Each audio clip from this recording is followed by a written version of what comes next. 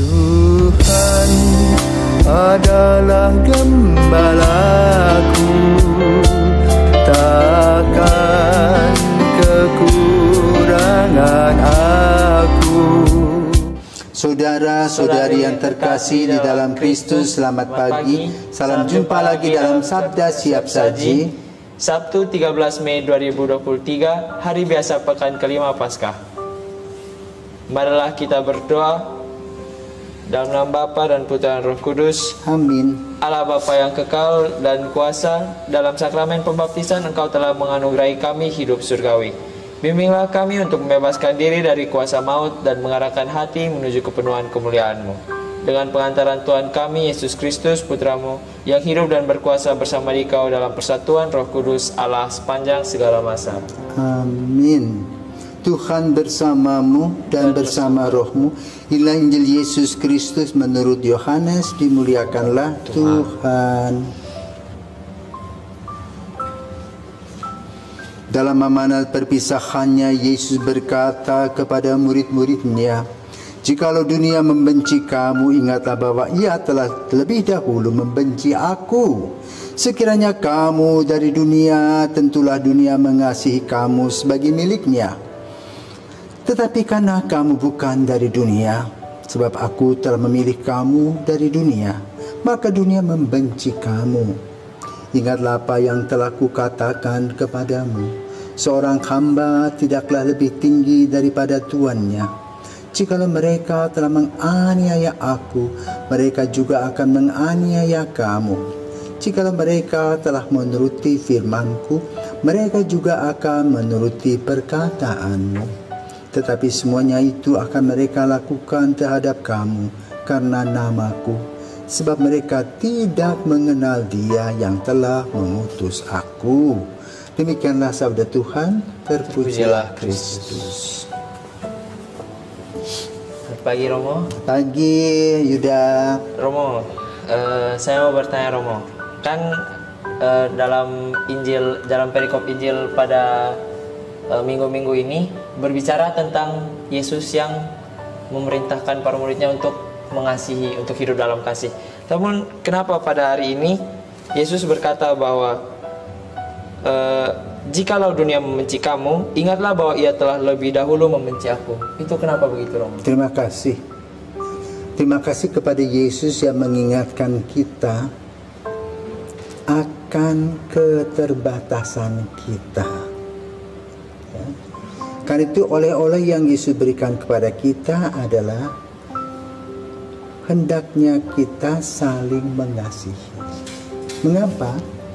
Karena di dalam sejarah keselamatan itu lahir hal-hal yang kurang berkenan di hati Tuhan.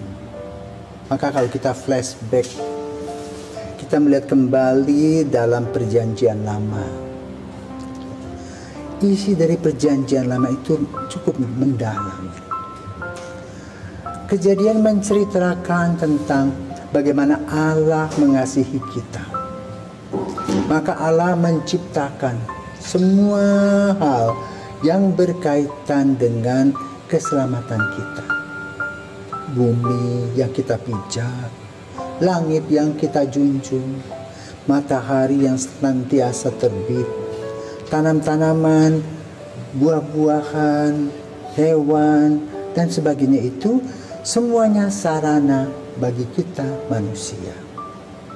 Dan manusia diberikan oleh Tuhan kebebasan. Tapi manusia kebablasan.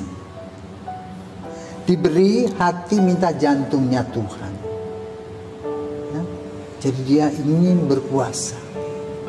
Karena ya Tuhan mengatakan kuasailah bumi. Tetapi manusia ingin menguasai semua. Termasuk orang-orang lain. Ya?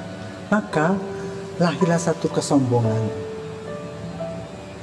Kesombongan itu bukan hanya dimiliki oleh Adam dan Hawa, tetapi dimiliki juga oleh malaikat yang diharapkan bisa menjunjung keselamatan. Itu Lucifer. Lux itu kan sinar. Ya, sinar Tuhan, tetapi sinar yang tidak setia. Karena dia ingin menyaingi dan sama seperti Allah. Karena dia boleh katakan jatuh, maka dia juga mencari mangsa. Dan mangsanya itu adalah manusia laki-laki dan perempuan sampai hari ini. Mangsanya itu manusia yang diberikan oleh Tuhan sebagai citra Allah tadi juga merasa sombong. Nah, kesombongan itu kan sering muncul dalam kehidupan kita. Jadi yang pertama itu dialami oleh yang disebut Adam laki-laki, Hawa perempuan, sombong. Tanpa disadari kita dalam pergaulan pun sama, sombong. Kalau kita sebagai orang nomor satu, langsung naik kepala, ya toh? Kalau kita menjadi orang yang disebut tampan loh, langsung lupa diri, ya, sombong, ya itu satu. Kesombongan itu menjatuhkan martabat. Maka digambarkan dalam kitab Kejadian, Adam dan Hawa jatuh, diusir. Ya, yang mengusir adalah malaikat Mikael.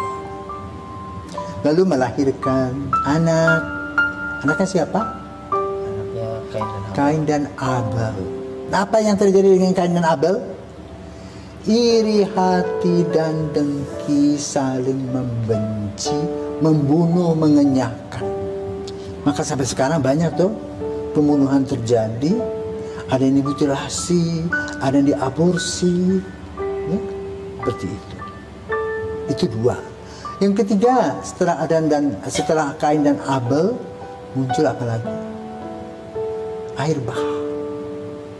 Ya, sombong manusia, lalu banyak yang habis, hilang. Ya, alamnya tsunami mungkin waktu itu, atau gletser, ya, manusia tenggelam. Kemudian lahir lagi kesombongan yang baru, Menara Babel, ya, mau menyaingi, hancur juga, ya.